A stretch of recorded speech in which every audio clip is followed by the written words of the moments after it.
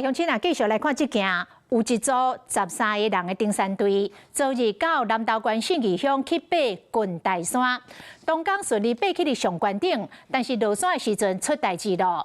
领队来发现讲，伫上后壁亚队的45岁男子一直无对着队伍，就甲另外一个队员细翻头去找人，也是找无。是尾啊，22个搜救队员才伫一个山谷找着人，但是人已经亡生了。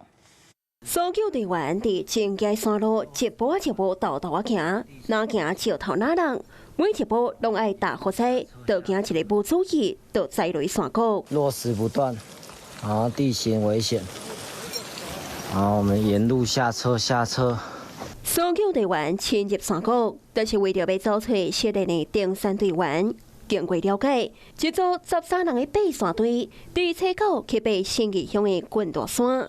ям过落山的路中，领队发现亚队45岁生理男子一直无对过来，随甲另外一个队员翻头去找，ям过找2点钟久，拢无找到，随敲电话报案。出发，大哥！消防队透暝搜救，ям过无找到人。 天色暗蒙蒙，佮一直有石头落个，只好先撤离。昨早8点，22个搜救队员佮在展开搜救，总算伫咧山岭路径超180公尺的所在，找到姓李的查甫人的遗体。遗体附近有一大阵的火头喷，搜救人员经喷药啊甲赶。其实这个也是有效啦，喷一喷，他认为这里。 它的味道不喜欢，他不会再回去闹兄弟来。落尾搜救队伫危险的山路中，利用扫把做伙将姓李的查甫人的遗体运落山。